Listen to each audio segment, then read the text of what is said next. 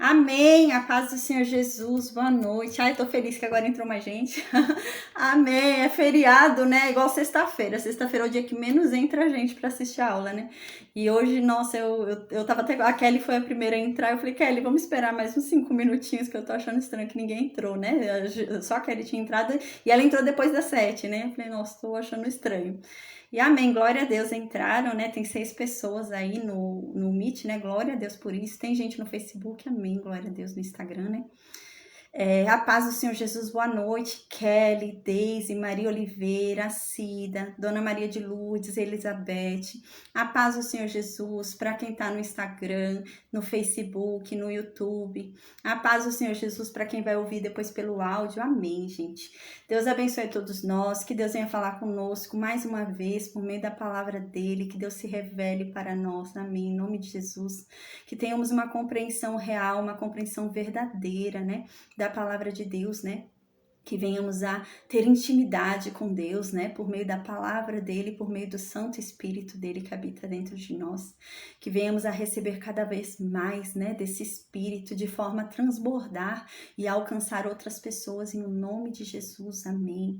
Meu Deus, que o Senhor guie esse estudo, que o Senhor guie esse projeto, que o Senhor guie cada uma dessas vidas que estão aqui sedentas de Ti, Pai.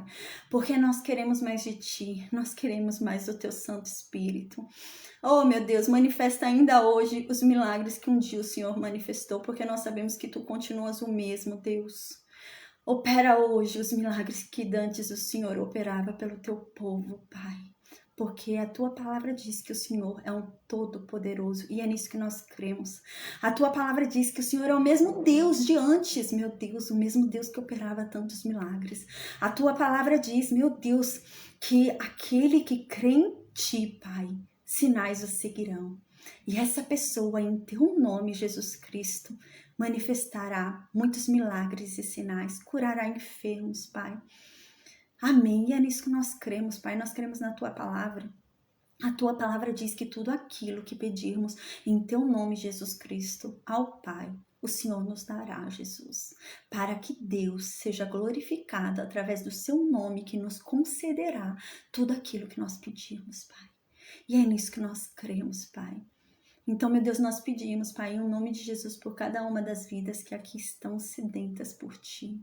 Que a Sua misericórdia seja sobre cada um de nós. Que a Sua graça seja sobre cada um de nós, porque a Tua palavra diz, o Senhor disse, Pai, que o Senhor é um Deus misericordioso, que o Senhor é um Deus piedoso, que o Senhor é um Deus que perdoa o pecado, a transgressão e a iniquidade.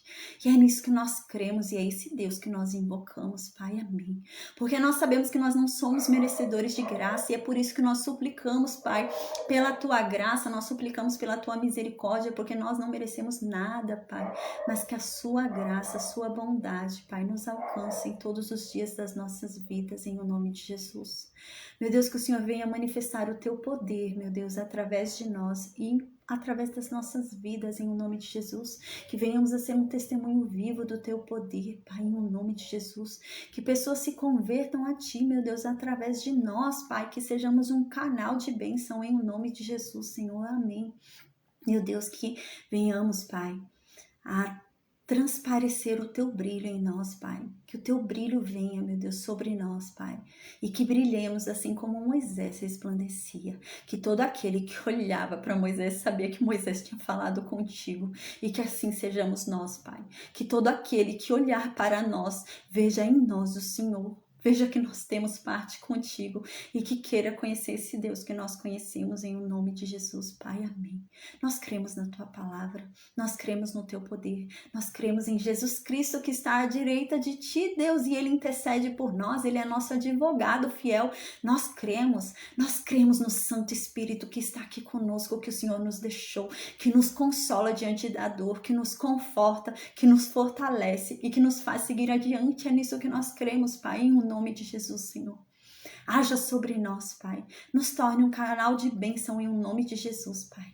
Derrame sobre nós os seus dons, Pai, em nome de Jesus, conforme a tua vontade. E nos usa, Pai. Nos usa em nome de Jesus, para que, em nome de Jesus, meu Deus, achemos graça diante de ti, Pai. Amém, meu Deus. Porque nós queremos te servir, Pai. Amém. Meu Deus, que o Senhor venha, em nome de Jesus, se revelar cada vez mais para nós. Amém. Meu Deus, que nada nos atrapalhe, que nada, meu Deus, nos faça desanimar nem desistir desse propósito, Pai. Que venhamos a compreender, meu Deus, que o Senhor é mais poderoso. Que se Deus é por nós, quem será contra nós? Ninguém. Que venhamos a compreender, meu Deus, que o Senhor nunca nos prometeu uma vida fácil. O Senhor nunca nos prometeu um mar de flores. Mas o Senhor disse, em meio a toda a dificuldade que se levantar, quando o mundo se tornar seu inimigo, porque assim será, porque o mundo é inimigo de Cristo. Quando isso acontecer, não desanime.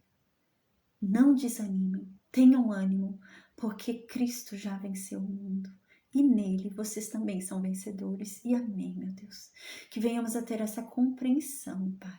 E que venhamos a ser fortalecidos e tenhamos em mente, Pai, esse objetivo, que tenhamos no nosso coração, meu Deus, esse entendimento e que venhamos a ser fortalecidos em Ti, pelo Seu Santo Espírito, não venhamos a desistir, mas pelo contrário, que venhamos com ousadia, que venhamos com intrepidez, que venhamos com autoridade, seguir adiante, propagando a Tua verdade, meu Deus, evangelizando, meu Deus, falando com aquele que ainda não ouviu a Tua verdade, como ela é, Pai. Em o nome de Jesus, Senhor, amém. Que a Tua palavra corra sem obstáculos, Pai. Que o Senhor levante, meu Deus, a Sua igreja, Pai, em o nome de Jesus, para pregar a Tua palavra. Porque a Tua palavra diz, meu Deus, eis que o momento chegará quando todos estiverem já alcançado o nível que o Senhor quer, meu Deus, de conhecimento da verdade. Então nós temos que pregar. Então, meu Deus, que o Senhor levante a Sua igreja. Que o Senhor levante pessoas, Pai, para pregar.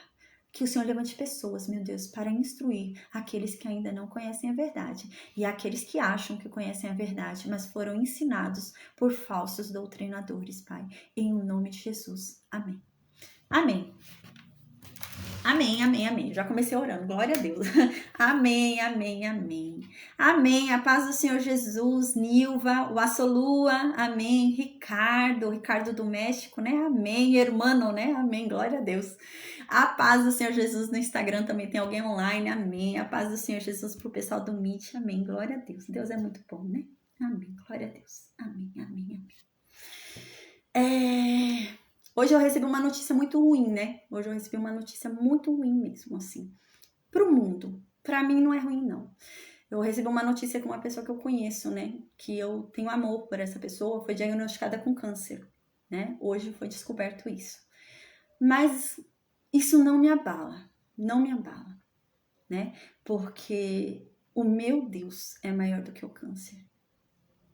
O meu Deus, né? É maior do que qualquer doença. E é nisso que eu creio, né? E é por isso que eu oro, né? E é isso que eu creio que vai acontecer. Amém. Em nome de Jesus.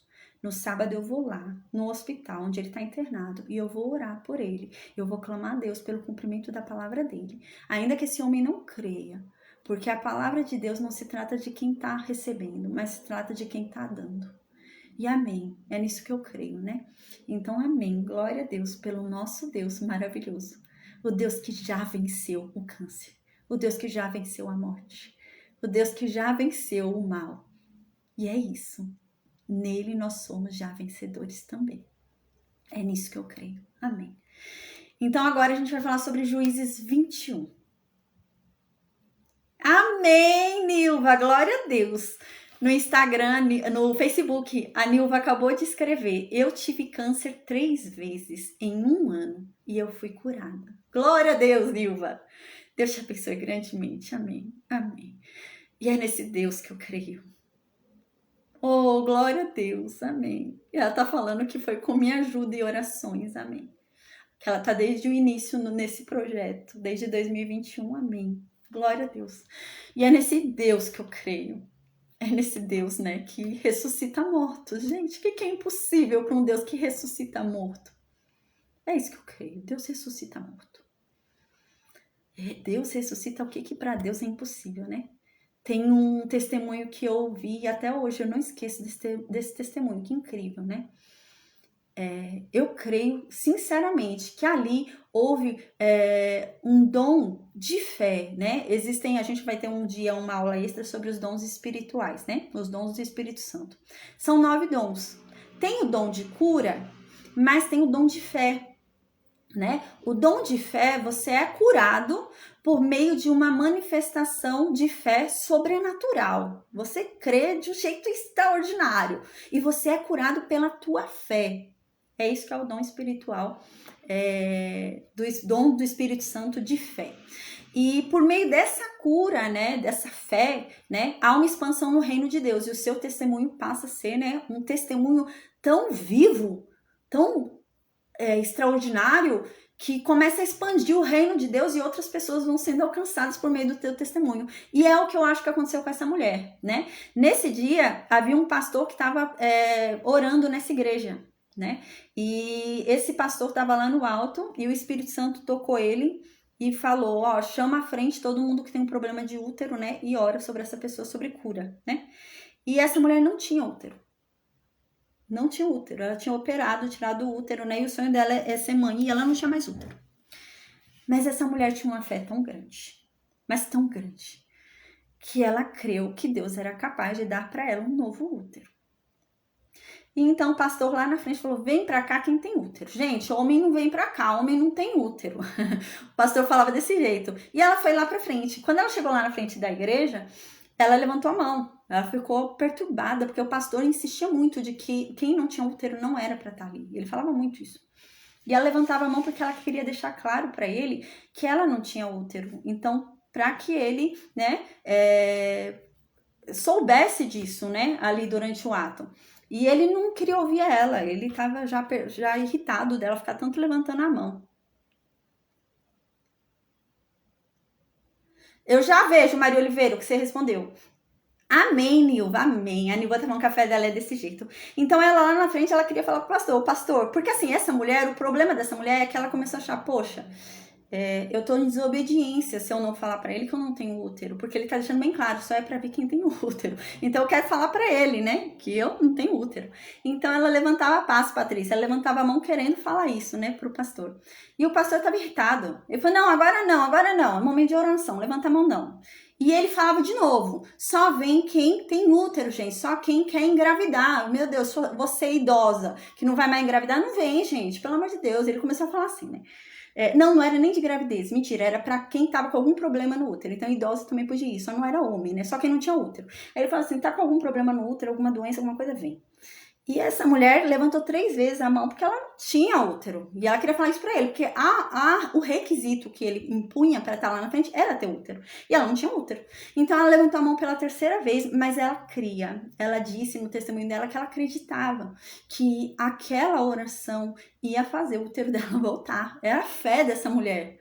Aí então ele se irritou na 3ª vez que ela falou, receba o que você veio procurar. E ela caiu.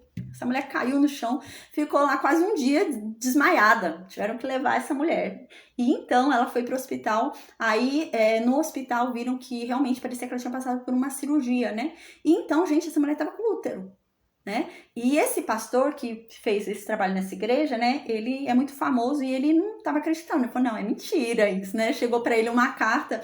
Ele falou, não, é mentira, não aconteceu isso não. Ele não cria, gente. Ele não tá acreditando. Ele não tinha fé a esse nível. Por isso que eu digo, eu acho que não foi um dom espiritual de cura dele, mas foi um dom espiritual de fé dela. Porque nem quem tava ali falando não tava crendo naquilo, entende? Então, eu acho que foi um dom de fé dela. E então ela falou assim, não, realmente eu não tinha. Ela mostrou os exames, gente. Ela tinha operado, tinha tirado o útero. E então, o útero dela tava lá, ela tava com o útero novinho. E os médicos ficaram extraordinários, ficaram impactados ali quando viram um útero novinho naquela mulher, né? Uau, como que apareceu um útero novo ali, né? E amém. É nisso que eu creio, é nisso que nós cremos, né? Nesse Deus, que para ele nada é impossível, né? Nada é impossível. Tudo depende da nossa fé, né? Tudo depende da palavra dele, porque ele cumpre, né? Ele cumpre, se trata de quem fala, né? Se trata de quem tá prometendo, né? Deixa eu ver só o que a Maria Oliveira falou. Ela falou, Bruna, você crê que a pessoa, mesmo não sendo batizada, mas estando na palavra, ela sobe de degraus? Depende, Maria Oliveira, que batismo é esse que você está falando? Por exemplo, se é o batismo nas águas, né? O batismo nas águas, ele não traz nada novo espiritual. O batismo nas águas, na verdade, é uma declaração de consciência do que houve, né? É uma declaração de consciência de que houve o batismo em Cristo, né? Então ele não produz nenhum efeito espiritual. Ele é só mesmo uma declaração de consciência do cristão, né? Mas não produz nenhum efeito. O batismo nas águas não me muda. O batismo nas águas não consegue me fazer ressuscitar. O batismo nas águas não faz nada. A água não tem poder, né? A água mesmo, né? De eu entrar numa piscina, né? E ser batizado dentro de uma piscina. Essa piscina, essas águas que estão nessa piscina não tem poder de me mudar, né? Não tem poder de me fazer ressuscitar, não tem poder de me mudar espiritualmente, não tem poder de reavivar meu espírito, não tem poder de nada. Então, é um batismo simbólico, onde, né, a gente viu isso na aula de batismo, que Pedro diz, né? Se eu não me engano é Pedro. Pedro diz que, na verdade, esse batismo serve como, sim, como salvação, né? Ele até fala isso porque ele relaciona ao dilúvio, né? Ele diz, quando do dilúvio, 8 pessoas foram salvas, como? Por meio das águas. A água do dilúvio salvou 8 pessoas, né? Porque aquelas águas que vieram e elas foram salvas por meio daquelas águas, constatou nelas a consciência, né? Então elas foram salvas por quê? Porque Noé era justo, né? Então Noé, o homem justo, justifica a sua casa. Então, Pedro fala, hoje já não somos mais salvos pela água, né? A gente não é salvo pela água igual no dilúvio foi. Mas há como ser salvo pela água? Pela consciência. Então, pela consciência, manifestando a consciência nas águas, eu sou salvo por causa da consciência que eu estou declarando do que ocorreu, né? Então ela está perguntando, a pergunta dela é essa: Bruna, você crê que a pessoa, mesmo não sendo batizada, mas estando na palavra, ela sobe de degraus? Se ela não for batizada nas águas, sim. Se ela for batizada em Cristo e no Espírito Santo, ela sobe degraus espirituais. Se ela não for batizada nas águas. Mas uma pessoa que não é batizada no Espírito Santo não sobe degraus espirituais. Uma pessoa que não é batizada em Cristo não sobe degraus espirituais, tá? Mas uma pessoa que não é batizada nas águas sobe, né? Ela consegue subir, porque o batismo nas águas não vai fazer nenhuma mudança em espiritual, né? Ele é uma declaração de consciência, mas não faz mudança espiritual. Então, você pode subir espiritualmente, né? Tá num nível ali espiritual grande, e então você se batizar nas águas, né? Então, não tem problema nenhum. Mas agora, é impossível uma pessoa que não tenha sido batizada em Cristo, né? Subir degraus, né? É impossível. Agora, quando a pessoa se batiza em Cristo, é batizada em Cristo, né? Qual é o primeiro degrau que essa pessoa tem que subir, né? Porque ser só batizada em Cristo não vai salvá-la. O que testifica que você é um filho de Deus é o Espírito Santo que vai habitar dentro de você. Por exemplo, se a pessoa for batizada em Cristo, crer, aceitar Cristo, né? E ela não receber o Espírito Santo de Deus, ela não tem testemunho que ela é filha. Quando chegar o dia e ela não tiver o Espírito de Deus, ela não vai poder falar, eu sou filha de Deus. Não, você não tem Espírito Santo. O Espírito Santo é que é testemunha que você é filho de Deus. Se você não tem o Espírito Santo, você não é filho de Deus. Por isso que Jesus Cristo vai falar, eu não te conheço, se aparta de mim, né? E a pessoa vai falar, mas Senhor, eu expulsei em teu nome, né? Eu pregava no teu nome, né? E Jesus vai falar, se aparta que não tem parte contigo, não te conheço, né? Por quê? Porque o que declara, o que é testemunha de que nós somos filhos de Deus é o Espírito Santo de Deus. Então, o primeiro degrau obrigatório que você tem que subir é ter o Espírito Santo de Deus. Por isso que era tão sério, mas tão sério, que no Novo Testamento diz que houve um local onde houve batismo em Cristo. Então, os apóstolos, sabendo que as pessoas estavam sendo batizadas em Cristo, foram até lá e viram que as pessoas não estavam recebendo o Espírito Santo. E então, os apóstolos impuseram as mãos sobre as pessoas e entregaram a elas o Espírito Santo, esses apóstolos. E elas receberam o Espírito Santo nelas. Por quê? Porque o Espírito Santo é que testifica que nós somos filhos. O Espírito Santo é que nos dá consciência de filhos. O Espírito Santo é que nos liga ao Pai. O Espírito Santo é que faz nós agirmos como Cristo. O Espírito Santo é quem nos dá os dons, né? Então, o Espírito Santo é que age, né? Os dons do Espírito Santo, né? Os dons ministeriais são Jesus que dá. Mas os dons ali, todo fruto, né? Quem dá? O Espírito Santo. Então, quem nos torna filhos realmente, o que é um filho? Filho é parecido com o pai, né? No filho tem o pai e no pai tem o filho, é como Jesus falava. Então, quem é filho? Aquele que tem parte com o pai. Então, ele tem uma ligação tão grande com o pai que nele há o pai. E no pai há nele. Então, os dois estão tão conectados, como Jesus diz. Não, vocês não entendem. Em mim está o pai. E eu estou nele. Então, há uma conexão tão grande, né? E é isso que testifica que somos filhos. Então, eu preciso ter o Espírito Santo. Porque o Espírito Santo é o próprio Deus habitando dentro de mim. Então, ele vai estar em mim e eu estou nele. Então, eu sou filho, né? O Pai está em mim e eu estou no Pai, né? É nesse sentido, nós somos filho. O mesmo Espírito Santo que habitava dentro de Jesus e operava milagres por meio de Jesus, hoje habita dentro de nós. O mesmo Espírito Santo que foi lá no mundo dos mortos e ressuscitou a Cristo, hoje está dentro de nós, né? Então, eu preciso ter o Espírito Santo. Então, respondendo à pergunta da Maria Oliveira, uma pessoa que não foi batizada nas águas pode sim subir degraus espirituais, mas ela precisa, obrigatoriamente, ter sido batizada em Cristo e no Espírito Santo. A pessoa, quando é batizada em Cristo, obrigatoriamente, o próximo passo dela é ser batizada no Espírito Santo. Porque o que vai tornar aquela pessoa uma nova pessoa, vai mudar a atitude daquela pessoa, vai conduzir aquela pessoa por novos caminhos, é o Espírito Santo. É o Espírito Santo que vai guiar aquela pessoa para que ela seja diferente do eu anterior. Então ela precisa ter o Espírito Santo. Senão ela não vai conseguir virar uma nova pessoa, porque ela não vai conseguir ser guiada se o que guia é o Espírito Santo, né? Então, é isso. Respondendo à pergunta, uma pessoa não batizada nas águas pode sim subir degraus. Mas ela precisa ser batizada em Cristo e ela precisa ser batizada no Espírito Santo. Sem o batismo no Espírito Santo, não dá. Sem batismo no Espírito Santo, você não é filho de Deus. Quando chegar o momento da salvação, se você não tiver tido o Espírito Santo, tiver tido o batismo do Espírito Santo, não adianta você falar, eu sou filho de Deus, eu reconheci Cristo como meu Salvador. Não, a tua testemunha de que você é filho é o Espírito Santo. Então, naquele momento, né, quando Jesus for ver se você tem parte com ele, né, ele não vai ver se você aceitou ele somente. Ele vai ver se você tinha o Espírito Santo. Porque o Espírito Santo é que vai testemunhar que você é filho, né? Amém. E a Kelly tinha colocado, lembrei daquela passagem da Bíblia, da mulher que tinha fluxo de sangue há 12 anos e foi curada pela fé, só de tocar nas vestes de Jesus. Nossa, essa passagem é extraordinária, né, Kelly? Nossa, eu acho muito lindo. Muito linda essa passagem, que incrível, né? E você vê o respeito dela por Cristo, né? Porque aquela mulher, ela temia tornar Cristo impuro, era essa a questão daquela mulher. Ela falou, não, eu não vou tocar em Cristo, porque se eu tocar em Jesus, né, eu vou tornar esse homem impuro, e ele é muito santo, quem sou eu para tocar nesse homem, né? Então, não, eu não vou ousar tocar nele. Se eu tocar só na orlinha ali da veste dele, que é aquele negócio que a gente estudou em Êxodo, acho que foi Êxodo ou Levítico, né? Onde ela toca é um sinalzinho que era colocado nas vestes, no final das vestes, né? Que era em memória da lei. Então, os judeus, né, quando eles olhavam aquelas coisas assim no final das vestes dele, aquilo era para lembrar eles sobre a lei de Deus, né? Então, aquilo era um sinal realmente de santidade.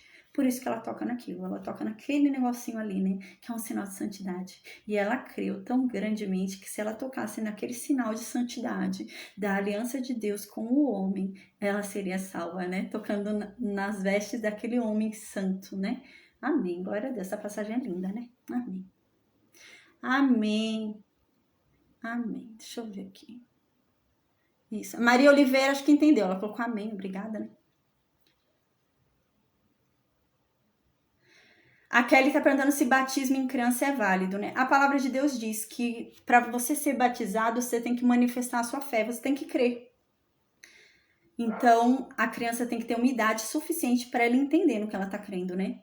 Então, assim, ela precisa manifestar. Não, eu creio que Jesus morreu naquela cruz e pagou pelos meus pecados. Eu creio que ele é meu salvador, eu creio em tudo que ele fez e eu creio que se eu o reconhecer, se eu o entender que ele é meu salvador, eu tô morrendo com ele naquela cruz e eu vou ressuscitar com ele. Então a pessoa precisa ter uma compreensão, você vê que é uma compreensão séria, né? É algo complexo que essa pessoa precisa entender, né?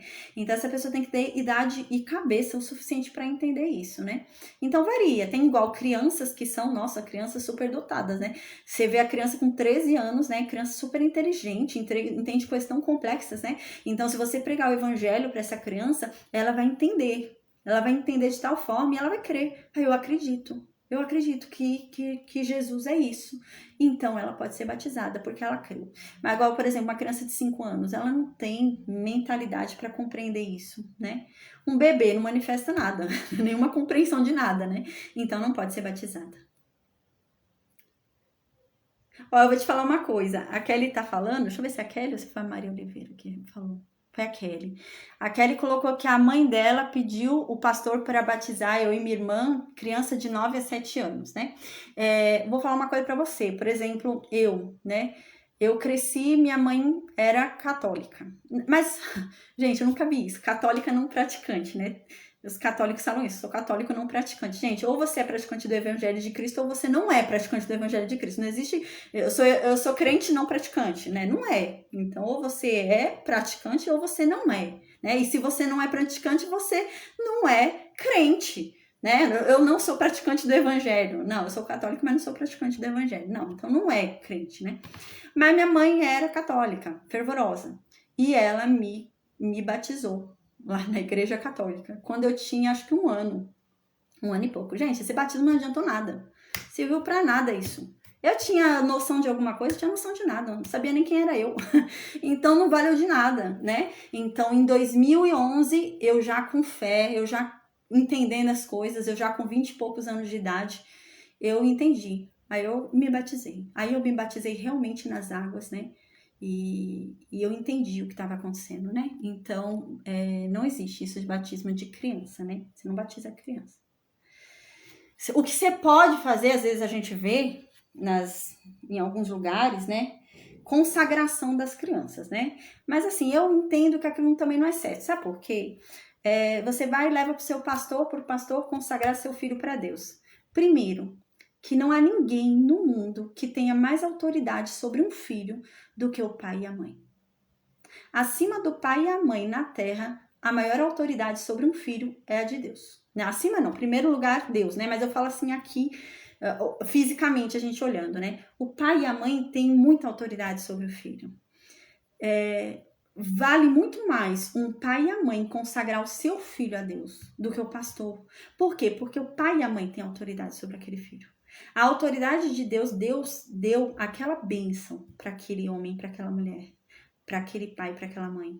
Então, eles têm autoridade. Tem autoridade de pai e mãe, a tal ponto de Deus falar que o filho tem que honrar eles.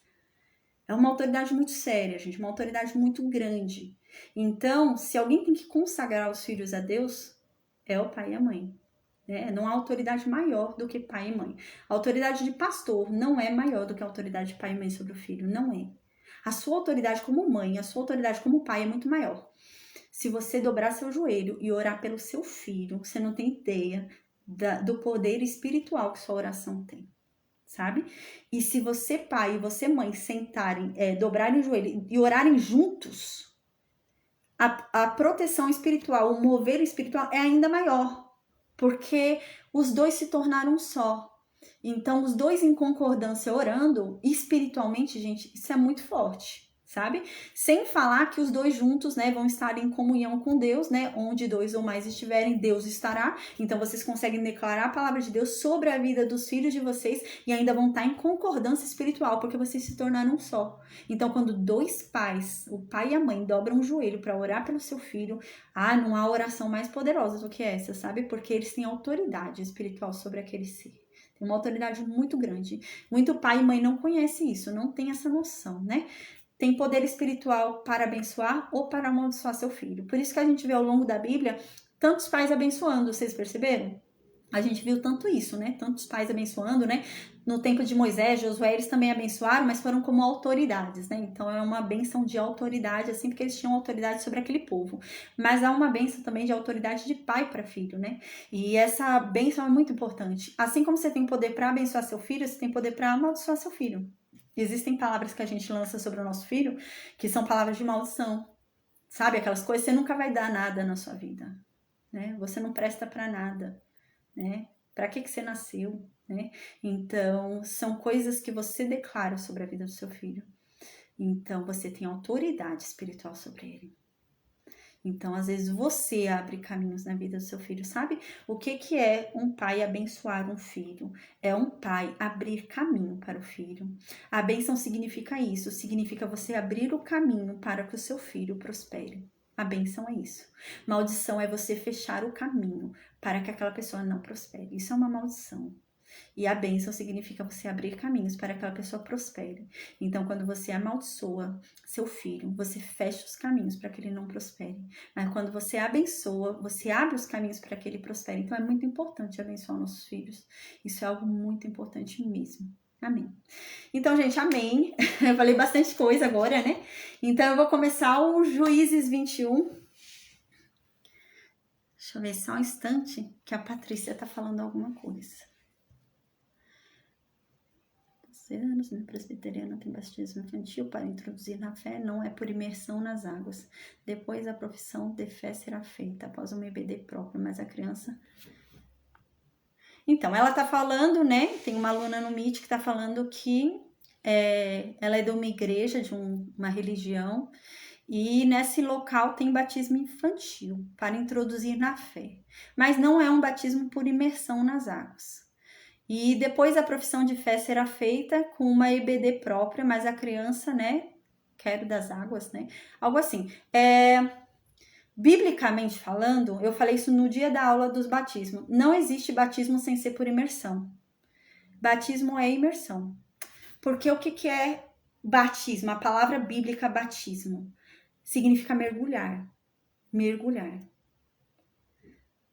Tem que ser mergulhar mesmo, né? O que é o batismo? Batismo significa você mergulhar. Mas qual que é o batismo real, né? O batismo nas águas é um batismo simbólico. Mas o que é importante a gente entender? É o batismo em Cristo e o batismo no Espírito Santo, né? O batismo nas águas só simboliza o que foi feito pelo Espírito Santo e por Cristo. Por isso que não pode batizar criança nas águas, né? Porque ela não recebeu a Cristo. Ela não foi batizada em Cristo e no Espírito Santo para estar sendo batizada nas águas, né?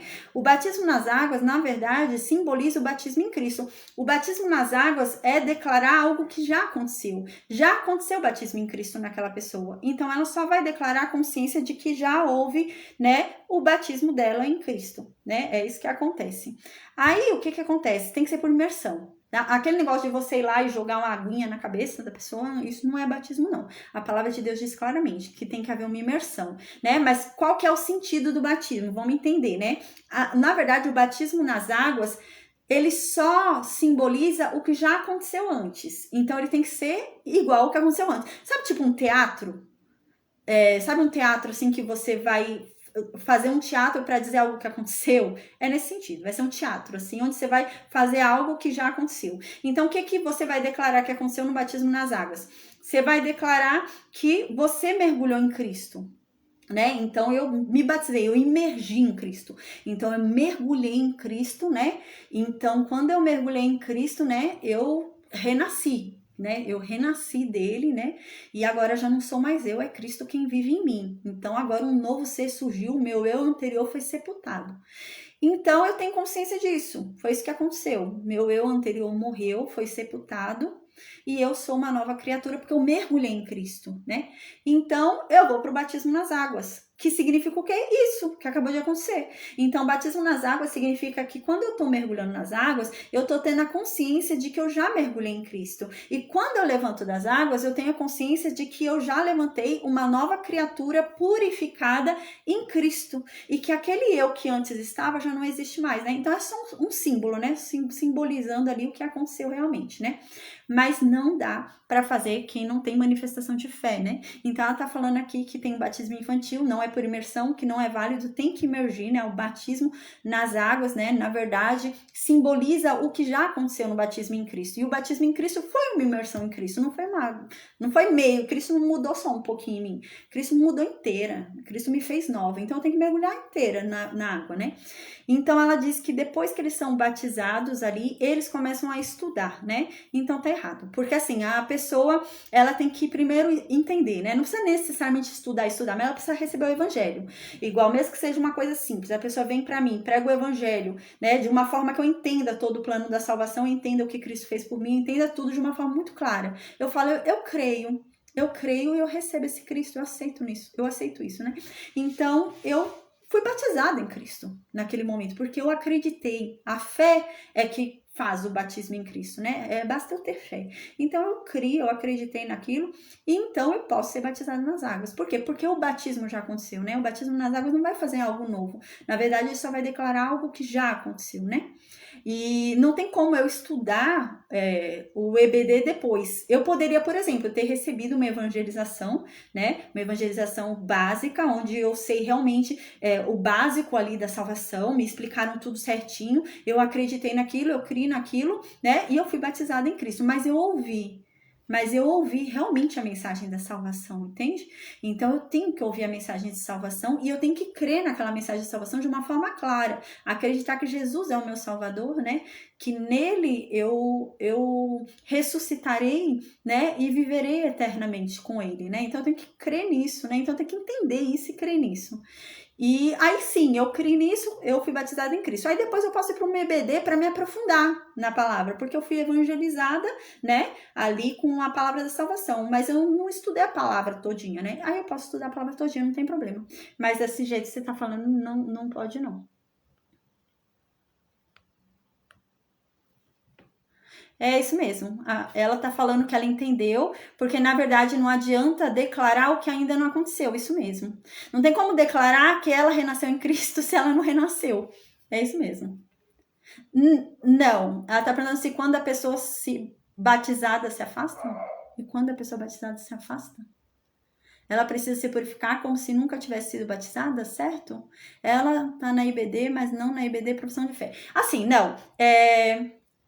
No caso dela, ela precisa batizar porque aquele batismo anterior, se ela não tinha consciência do que ela tá fazendo, não vale, tá? Igual eu me batizei de novo, porque aquele meu batismo de 5 anos eu não tinha consciência do que eu tava fazendo. Então, eu me batizei de novo, com consciência. Então, a pessoa, o primeiro batismo, ela não tinha consciência do que era, ela precisa batizar de novo nas águas.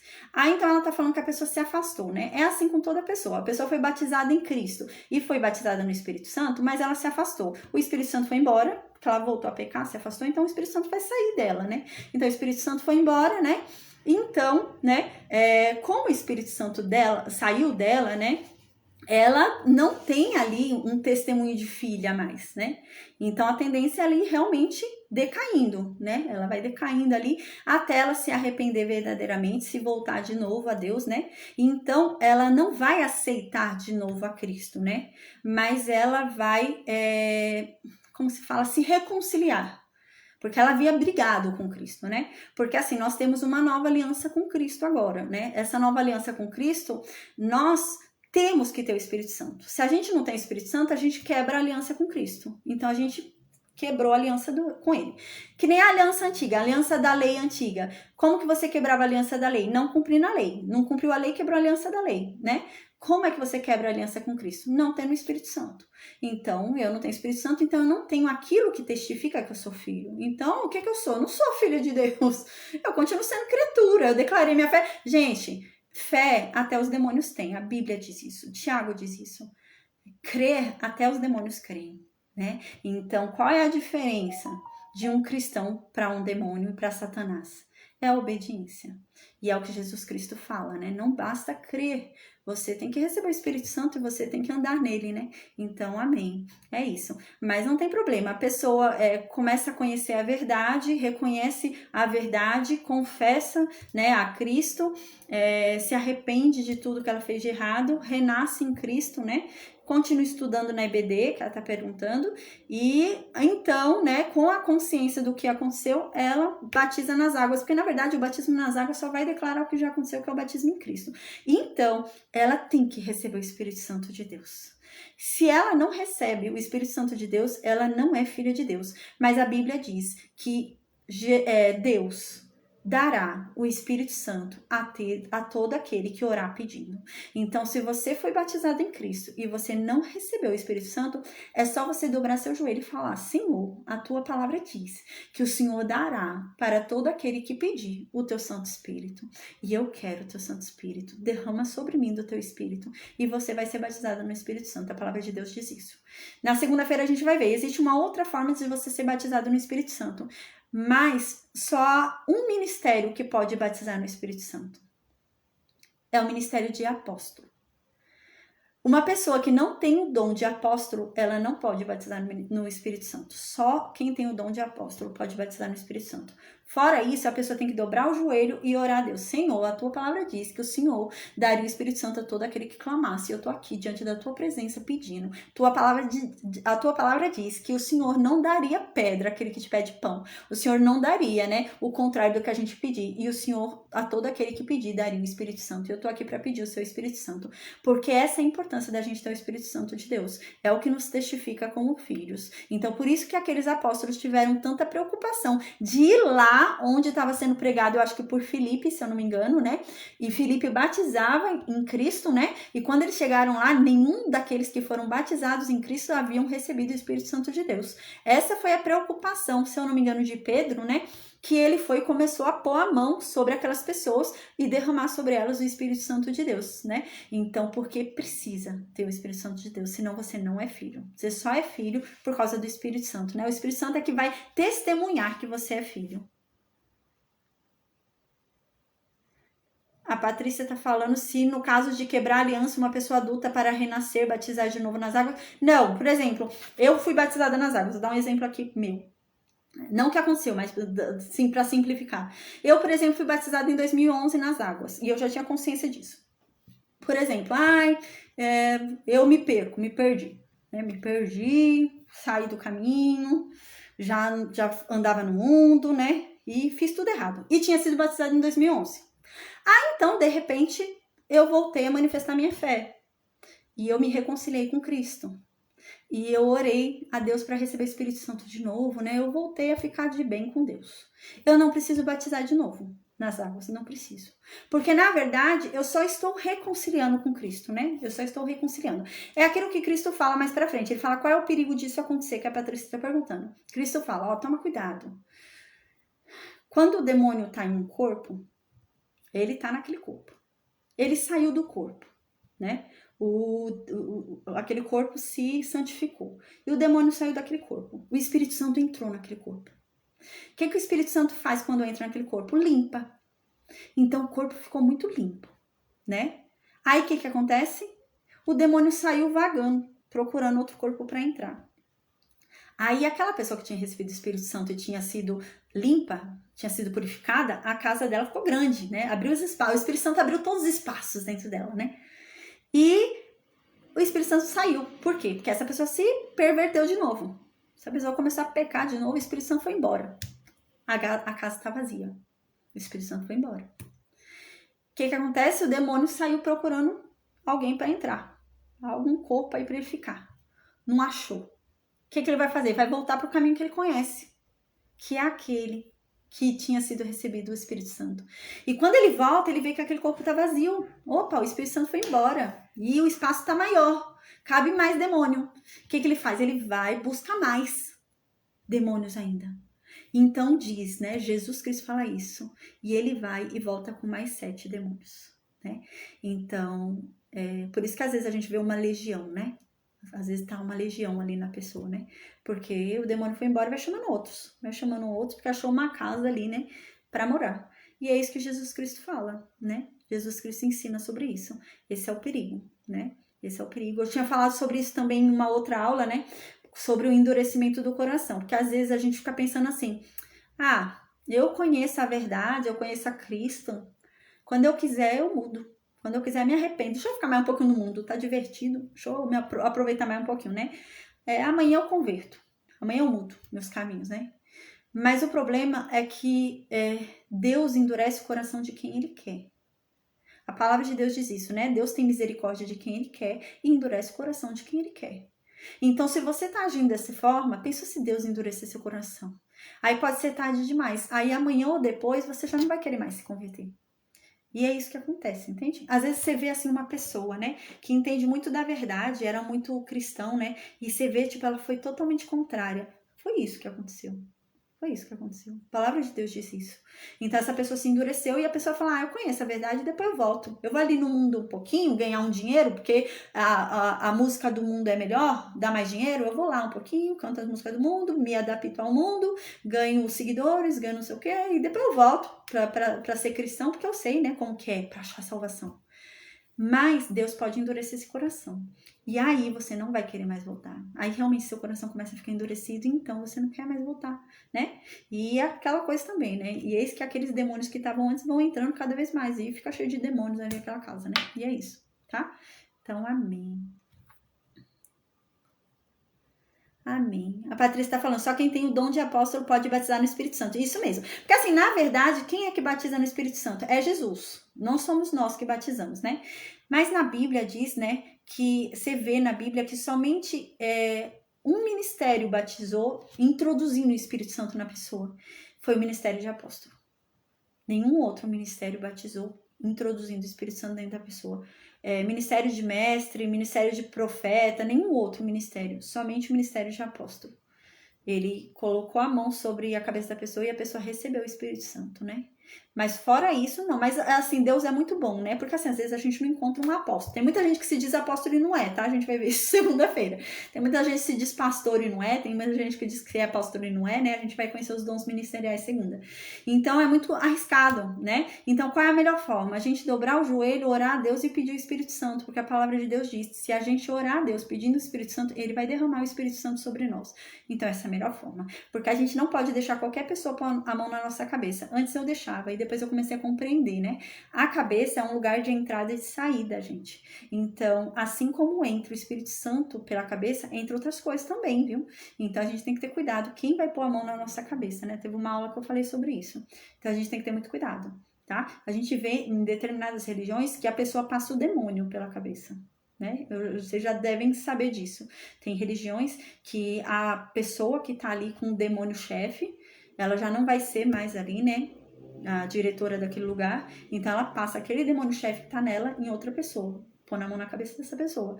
Então, a cabeça é um local de transmissão. Então, a gente tem que ter cuidado quem põe a mão na nossa cabeça, né? Porque senão a gente deixa qualquer um pôr a mão na nossa cabeça, Deus nos livre, né? Então, é melhor a gente sentar e orar a Deus, né? Deitar e orar a Deus, sentar e orar a Deus. Amém. Então, amém, gente. Eu falei bastante coisa agora, viu? Já deu quase uma hora falando. Amém, Patrícia. Amém. Eu vou agora ensinar a aula aqui, tá bom? Rapidinho. Amém. É Juízes 21 hoje, viu, gente? Amém. Então a gente lembra o que tinha acontecido, né? Houve aquela atrocidade na tribo de Benjamim. Benjamim estuprou a concubina de um levita, né?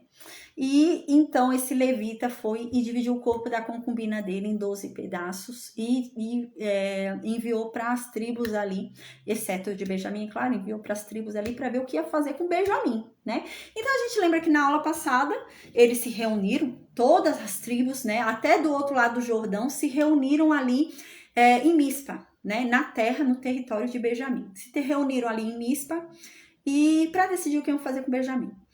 Benjamim, então, soube que eles estavam reunidos ali em Mispa, né? Então, eles passaram por todo o território de Benjamim pedindo uma ajuda de Benjamim. Falou, Benjamim, a gente não quer matar todo mundo. A gente quer matar só esses loucos que fizeram isso com a mulher do levita. Entrega pra gente esses estupradores, que a gente mata eles. E assim o mal sai do meio de nós. E os benjamitas não aceitaram. Os benjamitas não quiseram entregar esses homens de Belial que a gente viu, né? Então começou uma guerra. Pelo contrário, né? Não só não quiseram entregar aqueles homens, como eles declararam guerra contra todas as tribos de Israel, os benjamitas que começaram a confusão, né? Eles que declararam a guerra. E então a gente lembra que então começou uma guerra ali, né? Eles subiram a Betel, né? Eu expliquei que a Arca da Aliança nessa guerra foi para Betel. Então eles subiram lá para Betel, consultaram a Deus ali por meio de Finéias, né? Neto de Arão, né? Era um homem de Deus, né? E Deus falou então que era para eles irem guerrear lá contra Benjamim. A gente lembra que eles saíram 2 vezes para guerrear contra Benjamim e eles perderam feio, né? Uma vez foi 20 e poucos mil mortos, na Segunda Guerra foram 18 mil mortos, né? Então perderam feio para Benjamim. Então eles choraram lá em Betel, ofereceram sacrifícios a Deus em Betel, e Deus falou, vai que agora eu vou entregar Benjamim para vocês. E eles realmente mataram. Gente, eles quase acabaram com a tribo de Benjamim, a gente lembra. Então a gente lembra que na aula passada a gente viu que só sobraram 600 homens da tribo de Benjamim. Uma tribo inteira se reduziu a 600 pessoas. Não existia mais mulher naquela tribo, não existia mais criança naquela tribo, não existia mais ninguém, além desses 600 guerreiros que se esconderam durante a guerra, conseguiram fugir e ficaram escondidos por 4 meses. Só sobraram 600 homens. Então agora no capítulo 21 vai surgir uma questão. Esses 600 homens vão ficar 4 meses lá escondidos, né? E só sobrou eles. De Benjamim não há mais uma alma, só sobrou esses 600 homens. Então, passados esses 4 meses ali, né? Israel vai ter dó de Benjamim. Israel vai ficar com pena de Benjamim e falar assim, poxa, caramba, a gente vai perder uma tribo. Como que aconteceu isso? Para Deus permitir, foi Deus que mandou essa tribo sumir do mapa. Como que isso vai acontecer? Eles começaram a ficar com dó de Benjamim. E só que é um problema. Não tem mais mulher para Benjamim casar. Não sobrou uma mulher em Benjamim viva. Então agora é um problema. Como que esses homens vão ter filhos? Né? E a gente vai ver que há um outro problema, uma outra questão, porque quando esses homens se reuniram em Mispa para resolver o que iam fazer com Benjamim, eles juraram que ninguém jamais faria aliança com Benjamim, dando suas filhas em casamento para nenhum deles. Então eles não podem dar as filhas dele para Benjamim. E agora? Agora com um problema, porque tava todas as tribos ali reunidas em Mispa, né? Tava todo mundo reunido em Mispa. E aí, como que o Benjamita vai ter filho agora se nenhuma das outras tribos pode dar filha para eles casarem e ali a tribo de Benjamim não sumir do mapa, não deixar de existir, né? E é isso que eles vão resolver agora no capítulo 21, a gente vai ver. Diz assim no versículo 1: Ora, haviam jurado os homens de Israel em Mispa e disseram: nenhum de nós vai dar sua filha por mulher aos benjamitas. Né? Então eles juraram isso lá em Mispa. Se reuniram todas as tribos e falaram: nenhum de nós vai dar mulher nenhuma para esses benjamitas casarem. Nenhuma. Então no versículo 2 diz: veio o povo para Betel e ficaram ali até a tarde diante de Deus. A gente lembra que a arca da aliança, até resolver esse problema de Benjamim, ficou onde? Em Betel. Né? Porque eles estavam com muito medo de Deus manifestar a ira dele ali sobre eles. E, a gente lembra que Benjamim chegou no nível de Sodoma, né? O que eles fizeram foi o nível de Sodoma. Então, o medo deles devia ser muito grande da manifestação da ira de Deus ali. Então, eles levaram a arca para Betel. Então, eles foram lá em Betel, né? Diante da arca da aliança, e Finéias, o sumo sacerdote que estava lá. Então, eles começaram a chorar. Né? Eles choraram, prantearam ali, né? Então eles disseram diante da arca da aliança de Deus: ah, Senhor, Deus de Israel, ali em Betel, né, na terra de Benjamim. Ah, Senhor, Deus de Israel, por que foi que isso aconteceu com Israel? Por que é que hoje está faltando uma tribo em Israel? Por que foi isso acontecer? Aí no versículo 4 continua: ao dia seguinte, o povo, pela manhã, se levantou e edificou ali um altar, e apresentaram holocaustos e ofertas pacíficas a Deus. Aí então no versículo 5 diz: os filhos de Israel então disseram: quem foi de todas as tribos de Israel que não veio a essa assembleia que a gente fez em Mispa? Porque eles tinham feito um grande juramento de que quem não fosse a essa assembleia seria morto. Porque era um assunto muito importante para se resolver, né? Então, assim, cada tribo recebeu um corpo dessa concubina, eles tinham que se reunir, de todas as casas, de todas as tribos, se reunir para decidir o que iam fazer com Benjamim. E eles fizeram um juramento muito importante. Olha, quem não for nessa reunião em Mispa para decidir sobre o que vai acontecer com Benjamim, vai ser morto. É um juramento que a gente está fazendo, a gente vai matar. Então eles tinham feito esse juramento. Aí no versículo 6, então diz: os filhos de Israel tiveram compaixão de seu irmão Benjamim e disseram: foi hoje eliminada uma tribo de Israel. Então eles se ligaram. Eles ficaram com dó, porque os 600 homens fugiram, né? E eles ficaram com dó e falaram: gente, se a gente não fizer alguma coisa, se a gente não ajudar esses 600 que ficaram, a tribo de Israel a tribo de Benjamim vai sumir. Porque eles não vão ter esposas. Então, como que vai continuar a tribo de Benjamim, né? Então, eles entenderam isso. Aí, qual foi a ideia que surgiu para eles? Qual foi a ideia que deu na cabeça deles? Ah, quem foi que a gente chamou para vir à Assembleia em Mispa e não veio? Porque a gente prometeu que ia matar quem não viesse. Quem foi que não veio? Então, no versículo 7, continua: como obteremos mulheres para os restantes deles? Pois juramos pelo Senhor que das nossas filhas não daríamos por mulheres, né? Então é o que eu falei, o problema era agora a questão das mulheres. Então eles chegaram a uma solução no versículo 8. Eles falaram: peraí, tive uma ideia. para dar mulheres para o benjamita sem a gente quebrar o nosso juramento. Porque a gente também se reuniu em Mispa e jurou para Deus que a gente não entregaria das nossas filhas a nenhum benjamita. Então a gente não pode quebrar o nosso juramento, porque a gente jurou que não ia entregar para nenhum benjamita nossas filhas. Então a gente havia jurado também, eles falando, né? Eles pensando, a gente havia jurado também que quem não fosse para essa reunião em Mispa seria morto. Então, como que a gente vai dar agora mulheres para os benjamitas? Aí eles vão falar, já sei. Quem é que não veio na reunião aqui que teve em Mispa? Teve alguma casa que não veio? Teve alguma tribo, alguém que não veio aqui, né? Alguma tribo inteira não, né? Mas alguma casa, alguma família, né? Que não veio? E eles vão achar uma. Teve uma família que não foi na reunião de Mispa. Então diz isso no versículo 8. Então eles falam, por acaso tem alguma tribo, algum chefe de família, alguém que não veio na reunião lá em Mispa? E o povo fala, tem sim. O pessoal de Jabes de Gileade não vieram. Jabes de Gileade não veio aqui não, junto com a gente resolver o problema de Benjamim. Então no versículo 9 continua, quando a gente contou o povo para conferir se estava todas as casas de Israel aqui, a gente viu que não veio nenhum morador de Jabes de Gileade para representar a cidade, não veio ninguém, tinha ninguém de Jabes de Gileade, eles não vieram. Então no versículo 10 diz, né, por isso, né, eles haviam feito o quê? Eles haviam jurado que quem não fosse para a reunião em Mispa para decidir sobre Benjamim seria morto, né? Então agora eles vão lá matar Jabes de Gileade, porque eles não foram, tinha que ter ido, não foram, eles juraram que iam matar quem não fosse, então vamos lá matar Jabes de Gileade. Mas há um problema, a gente precisa de mulheres para os benjamitas. Então vamos fazer as duas coisas. A gente chega lá, mata Jabes de Gileade e deixa as mulheres virgens vivas. Aí essas mulheres virgens vivas de Jabes de Gileade, a gente dá em casamento para os benjamitas. Aí eles vão se casar com elas, vão ter filhos e assim a tribo de Benjamim não vai sumir. Vai continuar tendo tribo de Benjamim.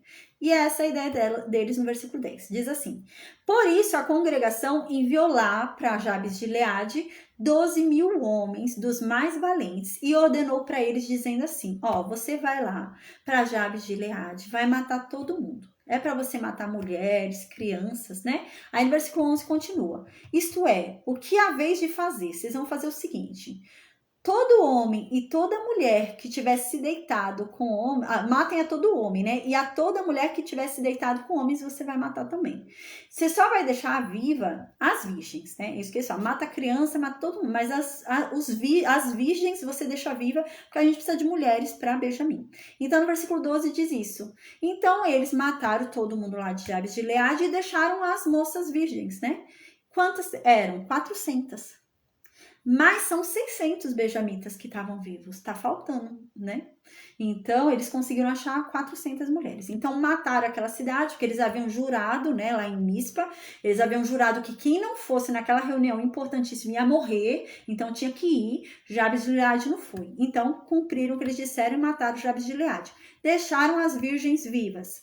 Quantas eram? 400. Mas eram 600 benjamitas. Tá faltando ainda mulher, né? Então, aqui no versículo 12 diz isso.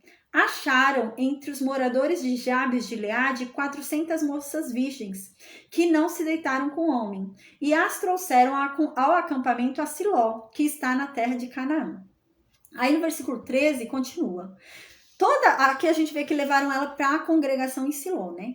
Aí aqui no versículo 13 continua, toda a congregação, pois, enviou mensageiros aos filhos de Benjamim, que estavam na penha Rimon, e lhes proclamaram a paz. Então, o que acontece? Deixa eu pôr para carregar. Meu celular tá acabando a bateria. Peraí, gente.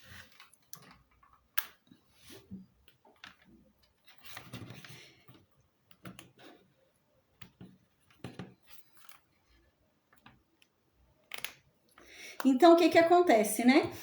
A gente lembra que durante a guerra que teve ali com os benjamitas, né?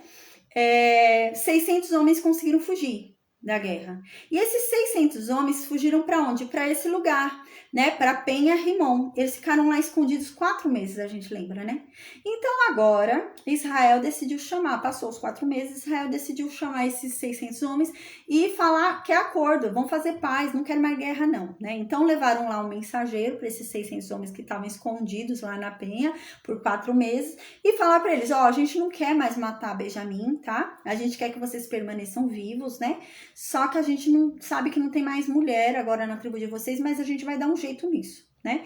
Então eles vão lá e chamam os 600 homens para fazer paz com eles, para que a tribo não se extingua. Aí no versículo 14 continua: nesse mesmo tempo voltaram os benjamitas, e se lhes deram por mulheres as que foram conservadas com vida, das de Jabes de Gileade. Porém, estas não foram suficientes, né? Então eram 600 homens, tinham 400 mulheres. Então 200 homens ficaram sem mulheres. Então, agora eles vão ficar preocupados, porque ainda faltam 200 homens sem mulheres. Aí no versículo 15 diz o seguinte: então o povo de Israel teve compaixão de Benjamim, porquanto Deus tinha feito uma brecha nas tribos de Israel e quase uma tribo deixou de existir. Então no versículo 16 diz: os anciãos da congregação então foram e perguntaram, né? Como que a gente vai conseguir mais mulheres para o restante de homens que ainda falta? Pois todas as mulheres benjamitas a gente matou. E os 200 homens que faltam, e aí? Como que eles vão ter mulheres? Aí no versículo 17 diz que eles falaram ainda mais, né? A herança dos que ficaram de resto não na deve perder Benjamim, visto que nenhuma tribo de Israel deve ser destruída. Aqui eles estão resolvendo com relação às terras. O que acontece? Benjamim tinha a quantidade de gente suficiente para a herança que ele recebeu, né? O espaço para Benjamim, para o tanto de famílias que ele tinha, era legal. Mas agora ele foi reduzido a 600 homens. Então, ou seja, aquele espaço era muito grande para aquela tribo, né? E é isso que eles falam: não vamos mexer na herança de Benjamim. Se Deus deu esse território para a herança de Benjamim, vamos deixar esse território para Benjamim. Não vamos mexer no território deles. Eles se espalhem aí, vão se produzindo aí, aumentando e cubra esse espaço. Mas não vamos pegar o território deles, né? É isso que eles falam no versículo 17. Não vamos pegar a terra que é deles, né? Vamos deixar eles com a herança deles, né? Então aqui diz isso no versículo 17. A herança dos que ficaram de resto não a deve perder Benjamim, visto que nenhuma tribo de Israel deve ser destruída. Versículo 18. Porém, né, a gente não vai dar nossas filhas para eles. O que eles falam? Tá bom, tem 200 homens ainda vivos. E é legítimo esses homens conseguirem perpetuar o nome deles. É legítimo. É isso que eles estão falando, né? É legítimo, né? Eles não perderem a herança deles por não ter filhos. Então é legítimo que eles se casem, é legítimo. Mas quem a gente vai dar? A gente já deu 400 mulheres de Jabes de Gileade. Das nossas mulheres, a gente prometeu que não vai dar nenhuma. A gente fez um juramento, então a gente não pode quebrar o juramento que a gente fez. E agora? O que a gente faz? Então no versículo 18 diz: porém, nós não lhe poderemos dar das mulheres das nossas filhas, porque nós juramos, dizendo que maldito será o que der mulher para os benjamitas. Então a gente não pode dar. Então chegaram a uma conclusão louca. A gente vai ver a conclusão é louca que eles chegaram. Versículo 19. Então disseram: tive uma ideia. A festa de Deus que acontece lá no tabernáculo em Siló tá chegando. Tá chegando o dia da gente se reunir lá, né? Tá chegando, né? O dia da congregação de Deus. Então eu tive uma ideia. Vamos fazer o seguinte. E eles dizem assim, deixa eu só ler o versículo 19 e eu falo já que eles vão decidir. Então diz assim, versículo 19. Então disseram: eis que de ano em ano há a solenidade do Senhor em Siló, né, onde fica o tabernáculo, que se celebra para o norte de Betel, né? Agora vai falar qual é a localização de Siló. Então fica ao norte de Betel, ao lado da nascente do sol, pelo caminho alto que sobe de Betel a Siquém, para o sul de Lebona, né? Então tá chegando esse momento, vai ter a reunião que a gente faz todo ano, né, para ir lá no tabernáculo de Deus, se congregar, né? Tive uma ideia. Então falaram o quê? Chamaram os benjamitas, que faltam, os 200. Tive uma ideia. Faz o seguinte: no dia que for a congregação lá em Siló, vocês se escondem, nas estradas, né? Fiquem se escondendo nas vinhas aí, se escondam. Então vocês vão roubar mulheres. Olha a ideia deles. A ideia deles é essa: roubar mulheres de Israel. Então no versículo 20 diz isso. Ordenaram aos filhos de Benjamim e falaram para os filhos de Benjamim: façam o seguinte: emboscai-vos nas vinhas, né? E fiquem olhando, né? Durante essa festa, fiquem olhando. E quando vocês virem, né? As mulheres de Israel que estão indo a Siló para congregar, para dançar para Deus, né? Para adorar a Deus, né? Vocês saem da vinha, rouba elas, pega elas à força e leva para sua casa. Gente, olha que absurdo. A ideia que eles chegaram, né? A gente lembra que todo esse problema ocorreu por quê?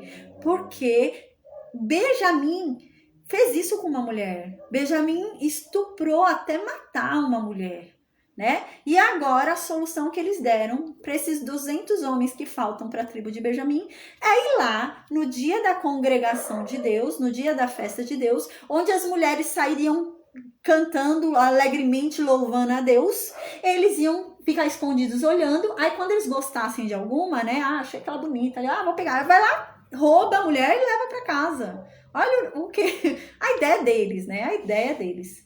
Então, no versículo 21 continua. E fiquem lá olhando, né? Fica lá na emboscada, né? Escondido, olhando.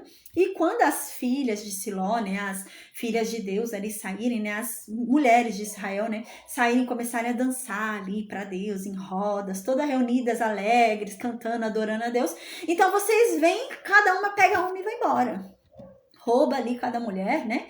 Então vocês arrebatam ali, dentre elas, cada um sua mulher, né? Ou você pode escolher, né? Então é nesse nível. Então cada um arrebata ali a sua mulher, olha, vê qual que você quer roubar, né? E vai para sua terra, em Benjamim. Aí no versículo 22 diz: quando os pais dessa mulher e os irmãos dessa mulher vierem a se queixar, porque a mulher foi roubada, né? A filha dele foi roubada. Então, quando ele foi roubada, para não dizer outra coisa, né? Que absurdo. Então, quando eles se derem conta disso, eles vão se queixar, né? Então, é isso que está dizendo no versículo 22. E quando esses homens vierem se queixar, esses pais, esses irmãos vierem se queixar que a irmã foi roubada, né? A filha foi roubada, então nós vamos falar para essas pessoas: faz o seguinte, deixa isso quieto. Deixa quieto. Não liga não, deixa quieto. Tem compaixão dos benjamitas. Eles estão sem mulheres, por isso que eles fizeram isso, né? Então, coitados, tem dó deles, né? É isso que eles vão falar, tem dó deles, né? Então, a verdade é que a gente não conseguiu mulher para todo mundo, então deixa eles se casarem para conseguir, né? Ter uma descendência, né? Então deixa eles, deixa quieto isso, deixa para lá, né? É isso que eles vão falar. Gente, que absurdo. Aí ele diz: e assim nós não seremos culpados. Olha o pensamento da pessoa, né? Por quê? Qual era a questão? Não fala, a Daisy tá perguntando quem foi que deu a ideia. Gente, não fala na Bíblia qual tribo que foi que teve essa ideia magnífica, né? Não fala. Fala que foram os anciãos, né? Os anciãos perguntaram o que iam fazer, mas não fala quem foi que deu a ideia. Não fala, mas foi uma ideia absurda, né? Ideia louca, né? Mas não fala quem deu. Não fala qual tribo que foi, não fala nada, né? Bem louco, bem absurdo. Então, gente, olha a ideia deles. Eles falam assim: então assim, a gente não vai ter culpa do nosso juramento. Por quê? A gente jurou em Mispa que a gente não entregaria nossas filhas. Mas a gente não tem culpa, elas foram roubadas. Então, a gente não tem culpa, né? A gente não tá deixando de cumprir nosso juramento. Elas foram roubadas, então tá bom, né? Olha o pensamento deles. Eles chegaram a essa conclusão. Então, no versículo 23 diz que assim os filhos de Benjamim fizeram. Chegou lá no dia da festa, levaram as mulheres que quiseram, né? Conforme o número deles ali, né? Oi, João, a paz. Conforme o número deles que faltava, eles foram, olharam, né? As que achavam bonita, iam lá e tomavam. E foram embora, né? Para casa com essas mulheres, né? Então voltaram para a herança deles, reedificaram as cidades que tinham sido destruídas, a gente lembra, queimadas, né? E ficaram morando lá nelas. Então no versículo 24 diz: então os filhos de Israel também partiram dali, né? Então ficou tudo resolvido, né? Desse jeito absurdo, né? Que vai lá e rouba a mulher, né? Então ficou tudo resolvido, foram embora cada um para sua tribo, né? Voltou, tá cada um para o seu lugar, lá do outro lado do Jordão, lá no norte, lá no sul, cada um voltou para o seu lugar. Então diz, né, Cada um voltou para sua família, para sua casa, para sua herança, diz no versículo 24. Aí no versículo 25, o escritor tenta falar pra gente, né, o porquê que aconteceu esse absurdo. No versículo 25, o escritor fala, ó, a verdade é que nesses dias cada um fazia o que queria. É nesse nível, né? Então, naqueles dias não havia nenhum juiz, né, nenhum rei em Israel. Então, cada um fazia o que queria, era cada um fazendo sua própria lei, cada um ia e fazia o que achava reto, né? Então, era desse jeito que era feito, né? Isso está dizendo. Então, gente, a gente vai finalizar aqui a aula de hoje, tá? Amém. E amanhã a gente vai estudar Juízes 3, tá? A gente vai conhecer 3 juízes. Então, a gente vai começar a ver o declínio aí que teve de Israel. Foi um declínio muito sério, ao ponto de Deus entregar o povo de Israel para o reino da Mesopotâmia ali, né? E Israel vai ficar 8 anos sofrendo, sendo subjugado pela Mesopotâmia, porque Deus vai se afastar deles.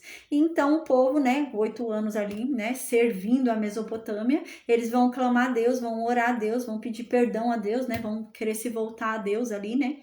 E então Deus vai levantar um juiz, né, que vai ser Otiniel. A gente vai conhecer 3 juízes amanhã, na verdade. A gente vai conhecer Otiniel, vamos conhecer Eude e vamos conhecer Sangar. Tá? Então amanhã a gente vai falar sobre 3 juízes de Israel, tá bom, gente? Então Deus abençoe a todos nós, uma boa noite, um bom descanso, tá? Então eu espero vocês amanhã com a graça de Deus, amém. A gente se encontra amanhã, amém. Eu vou desconectar o Facebook, o Instagram, tá? Eu vou perguntar pro Meet se alguém tem alguma dúvida, e enquanto isso eu desconecto o Facebook e o Instagram, tá? Se alguém no Facebook, Instagram, YouTube tiver alguma dúvida, só deixar no vídeo, eu esclareço na aula de amanhã, tá bom? Deus abençoe a todos nós, um bom descanso, um bom feriado aí, em nome de Jesus, amém, viu, gente?